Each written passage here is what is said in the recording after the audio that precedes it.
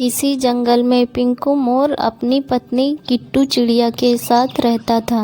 उसके पास खेती लायक कुछ जमीन थी जिसमें वो दोनों मिलकर खेती किया करते थे।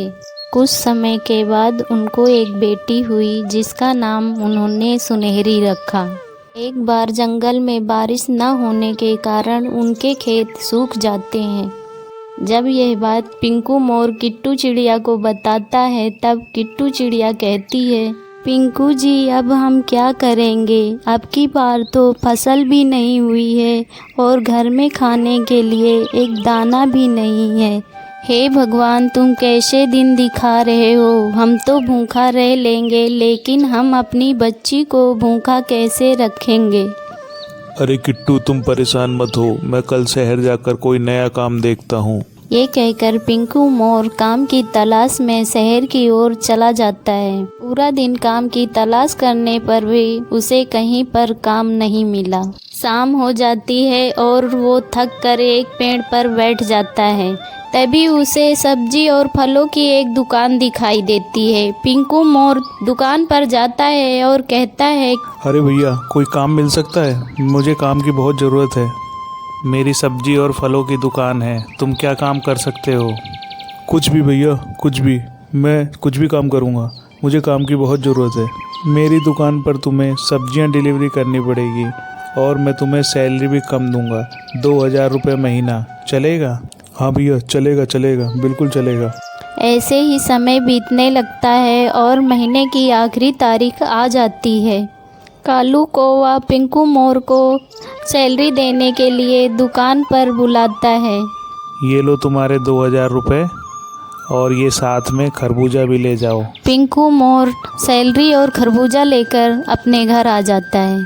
ये देखो, मुझे इस महीने की सैलरी मिली है और सेठ ने खाने के लिए खरबूजा भी दिया है। चलो हम लोग इसे खा लेते हैं, बहुत जोरों की भूख लगी है।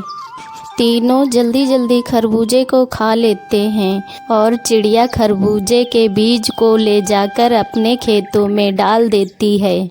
ऐसे ही समय निकलता गया। एक दिन कालू कौवे की किसी दुर्घटना में मौत हो जाती है और पिंकू मोर फिर से बेरोजगार हो जाता है।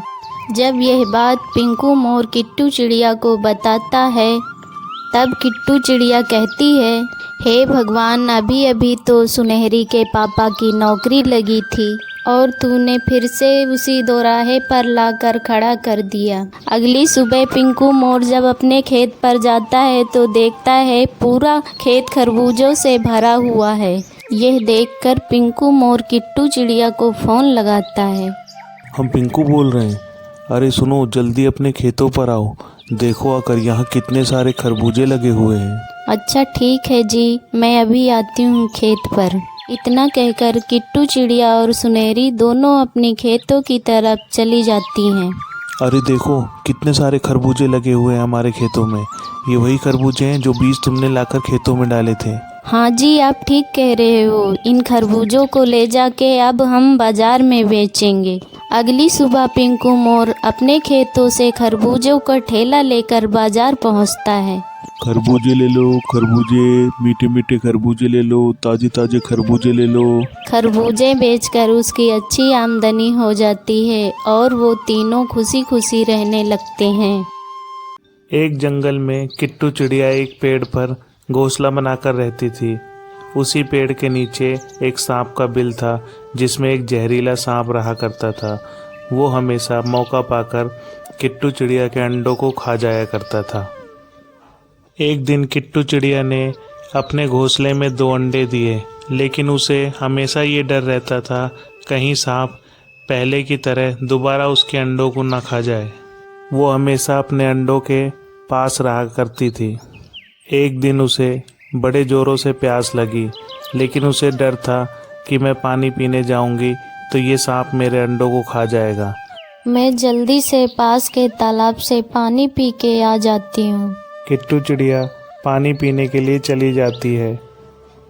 जैसे ही सांप देखता है किट्टू चिड़िया अपने घोंसले को छोड़कर चली गई है तो वो मौका पाकर पेड़ पर चढ़ जाता है। अरे वाह, चिड़िया लगता है घोंसले को छोड़ के चली गई है। यही मौका है इसके अंडों को खाने का। और सांप अंडों को खाने के लिए पेड़ पर चढ़ जाता है और उसके दोनों अंडों को खा जाता है। पानी पीकर जब चिड़िया वापस आती है तो वो देखती है कि उसके दोनों अंडों को सांप खा गया है और वो ज़ोर ज़ोर से रोने लग जाती है। तभी वहाँ से टीटू तोता जा रहा होता है। वो चिड़िया को रोते हुए देखकर रुक जाता है और उससे पूछता है, अरे किट्टू, क्या हुआ, तुम क्यों रो रही हो? क्या बताऊं टीटू भैया, ये दुष्ट सांप मेरे अंडों को हमेशा खा जाता है। लगता है इसका कुछ करना पड़ेगा, ये हमेशा पक्षियों के अंडों को खा जाता। उसी जंगल में अप्पू हाथी अपने परिवार के साथ रहता था। दोनों अप्पू से मदद मांगने के लिए जाते हैं। अप्पू भैया, हम आपसे मदद मांगने आए। एक जहरीला सांप हमेशा हमारे अंडों को खा जाता है, आप हमारी मदद करिए। मैं क्यों तुम्हारी मदद करूं? जाओ यहाँ से, मुझे परेशान मत करो। मैं अपने परिवार के साथ यहाँ घूमने आया हूँ। किट्टू चिड़िया और टीटू तोता वहाँ से उदास होकर चले जाते हैं। किट्टू चिड़िया वापस अपने घोंसले में आती है और रोने लगती है। अब मैं क्या करूँ? अब कोई मेरी मदद करने को तैयार नहीं है। अरे तुम परेशान मत हो, हम कोई दूसरा रास्ता निकालेंगे। तभी किट्टू चिड़िया को एक आइडिया आता है और वो वापस वहाँ जाती है जहाँ अप्पू हाथी का बच्चा खेल रहा होता है। किट्टू चिड़िया हाथी की बॉल लेकर वहाँ से उड़ जाती है। ये सब अप्पू हाथी देख लेता है और वो किट्टू चिड़िया का पीछा करता है। किट्टू चिड़िया बॉल को लेकर अपने घोंसले की तरफ चलती है और बॉल को लाकर सांप के बिल में डाल देती है। तभी पीछे से अप्पू हाथी भी वहाँ आ जाता है और वो देख लेता है चिड़िया ने बॉल सांप के बिल में डाल दी है। अप्पू हाथी पास के तालाब में जाता है और अपनी सूंड में पानी भरकर वापस सांप के बिल के पास आता है और अपनी सूंड से सारा पानी सांप के बिल में डाल देता है। तभी अंदर से सांप निकलता है और वो हाथी से बोलता है, अरे हाथी, तेरी इतनी हिम्मत, मेरे घर में पानी पानी कर दिया। रुक, मैं तुझे डस लेता हूँ। जैसे ही सांप अप्पू हाथी को डसने के लिए जाता है, अप्पू हाथी अपने पैर से सांप को कुचल देता है। सांप का वहीं दम निकल जाता है और वो मर जाता है। अप्पू हाथी बॉल को उठाता है और वापस अपने घर चला जाता है। अगर आपको हमारी कहानी अच्छी लगी तो आप हमारे चैनल को लाइक और सब्सक्राइब करिए। किट्टू चिड़िया अपने 2 बच्चों के साथ रहती थी। माँ, मुझे कुछ खाने को दो, मुझे भूख लग रही है। ठीक है बेटा, मैं कुछ बनाती हूँ। किट्टू चिड़िया रसोई में जाती है और देखती है रसोई में खाने को कुछ भी नहीं है। हे भगवान, अब मैं इन बच्चों को क्या खिलाऊं? बच्चों, तुम यहीं रुकना, मैं मामा के यहाँ से कुछ खाने के लिए लेके आती हूँ। ये कहकर किट्टू चिड़िया अपने भाई के घर चली जाती है। उड़ते उड़ते किट्टू चिड़िया सोचती है, मुझे प्यास लग रही है, अब भाई के घर जाके ठंडा ठंडा पानी पीऊंगी। यह सोचती हुई चिड़िया अपने भाई के घर पहुंच जाती है। अरे किट्टू, तुम यहाँ कैसे आई हो? मिट्टू भैया, घर में कुछ खाने के लिए नहीं है, बच्चे भूखे हैं, खाने के लिए कुछ लेने आई हूँ। तभी किट्टू चिड़िया की भाभी घर के अंदर से बोलती है, आ गई महारानी मांगने के लिए। किट्टू चिड़िया की भाभी उसको बहुत भला बुरा कहती है। यह सुनकर किट्टू बहुत निराश हो जाती है और वो वापस अपने घर की तरफ चल देती है। किट्टू चिड़िया जब घर वापस आती है तो वो देखती है बच्चे भूखे हैं। यह देखकर वह बहुत उदास हो जाती है। बच्चों, कुछ भी नहीं मिला खाने के लिए। यह सुनकर बच्चे बहुत उदास हो जाते हैं। मिट्टू अपनी बीबी से कहता है, तू चुप नहीं रह सकती? वो इतनी दूर से आई थी बेचारी और उसे बिना पानी पिए ही तूने लौटा दिया। ये कहकर मिट्टू घर के बाहर निकल जाता है और अपनी गाड़ी लेकर अपनी बहन के घर चल देता है।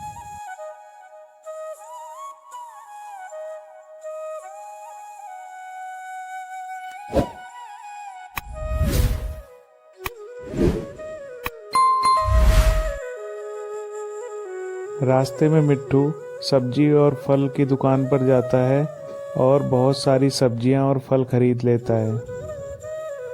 फल वाले फल ले लो, फल ले लो, ताजे ताजे फल ले लो, मीठे मीठे फल ले लो। अरे कालू भैया, 1-1 किलो सारी सब्जियां और फल दे दो। ठीक है मिट्टू भैया, अभी रुकिए, मैं आपको सब्जियां और फल देता हूँ। मिट्टू सारी सब्जियां और फल लेकर अपनी बहन के घर निकल जाता है।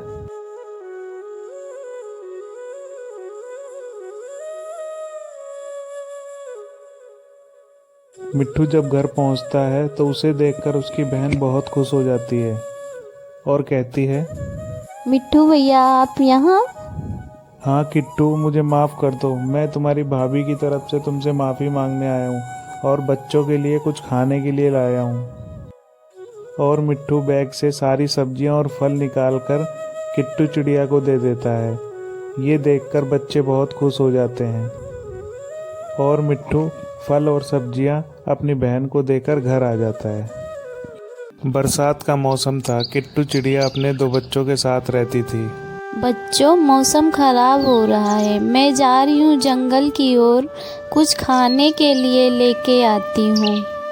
इतना कहकर किट्टू चिड़िया खाने की तलाश में जंगल की ओर निकल जाती है। रास्ते में जाते हुए उसे एक मक्के का खेत दिखाई देता है। अरे वाह, कितने अच्छे मक्के लगे हुए हैं, मुझे ज़्यादा खाने की तलाश नहीं करनी पड़ी। किट्टू चिड़िया खेत से एक मक्का तोड़ती है और उसे अपने पंजों में दबाकर घर ले जाती है। घर ले जाते हुए उसे कालू कौवा देख लेता है। अरे वाह, ये इतना अच्छा मक्का कहाँ से तोड़ कर लाई है, इसे ले जाने दो, रात को मैं इसके घर से चोरी कर लाऊंगा। रास्ते में जाते हुए बारिश शुरू हो जाती है और किट्टू चिड़िया एक पेड़ पर रुककर बारिश रुकने का इंतजार करती है। बारिश है जो रुकने का नाम नहीं ले रही थी। सारे जंगल में पानी ही पानी भर गया था। उधर घर पर किट्टू चिड़िया के दोनों बच्चे परेशान थे कि माँ अभी तक घर लौटकर नहीं आई। भैया, बारिश बहुत तेज हो रही है, माँ अभी तक घर नहीं आई है। हाँ बहन, काफ़ी समय हो चुका है और अभी तक माँ घर नहीं आई है। तभी किट्टू चिड़िया का पड़ोसी टीटू तोता घर आता है और कहता है, अरे बच्चों, तुम घबराओ मत, तुम्हारी माँ जल्दी ही वापस आ जाएगी। कुछ ही देर में किट्टू चिड़िया घर वापस आ जाती है। माँ, आप कहाँ चली गई थी? मैं बहुत घबरा गई थी। बच्चों, मैं तुम्हारे लिए खाना लेने गई थी, ये लो, खा लो। दोनों बच्चे मक्का खाने लगते हैं और बचा हुआ मक्का कल के लिए रख देते हैं और वो सोने चले जाते हैं। रात हो जाती है और किट्टू चिड़िया और उसके बच्चे सो जाते हैं। तभी कालू कौवा मौके की तलाश में वहाँ आता है और मक्का चुराकर अपने घर ले जाता है। अरे वाह, इतना स्वादिष्ट भोजन, अब मुझे 4-5 दिन मेहनत करने की ज़रूरत नहीं है, अब मैं इसी को खाकर अपना पेट भरूंगा। सुबह हो जाती है और किट्टू चिड़िया की आँख खुलती है और वो देखती है कोई उसका मक्का चुरा ले गया है। ये उसी दुष्ट कौवे का काम है। बच्चों, तुम घर पे रुकना, मैं अभी आती हूँ। ये कहकर किट्टू चिड़िया अपने दोस्त जो पास के तालाब में रहता था उसके पास जाती है। अरे मित्र, तुम यहाँ कैसे आई हो? क्या ज़रूरत पड़ गई मेरी? अरे केकड़ा भैया, मेरे घर से वो कालू कौवा खाने की चोरी करके ले जाता है, इसलिए मैं उसको सबक सिखाने के लिए आपके पास आई हूँ। अच्छा, तुम मुझे अपने साथ ले चलो अपने घर और मुझे किसी चीज़ के पीछे छुपा देना। जैसे ही वो दुष्ट कौवा आएगा मैं उसकी गर्दन दबा दूंगा। चिड़िया अपने दोस्त को अपने पंजों में दबाकर अपने घर ले आती है और उसे एक आम के पीछे छुपा देती है जो वो पहले से वहाँ लाकर रख गई थी। ठीक है केकड़ा भैया, आप इस आम के पीछे छुप जाइए, जब कालू कौवा आएगा तो आप उसे पकड़ लेना। हाँ ठीक है, अब तुम अंदर जाओ और छुप जाओ। थोड़ी देर में दुष्ट कौवा वहाँ चोरी करने के लिए आ जाता है। अरे वाह, यहाँ तो कोई भी नहीं है और लगता है ये मूर्ख चिड़िया मेरे लिए रोज भोजन लाती है। कितना रसीला और स्वादिष्ट आम है, चलो मैं इसको चोरी कर लेता हूँ। दुष्ट कालू कौवा जैसे ही आम के पास चोरी करने के लिए जाता है केकड़ा उसको दबा लेता है और उसकी गर्दन तोड़ देता है और कौवा वहीं तड़प तड़प कर मर जाता है।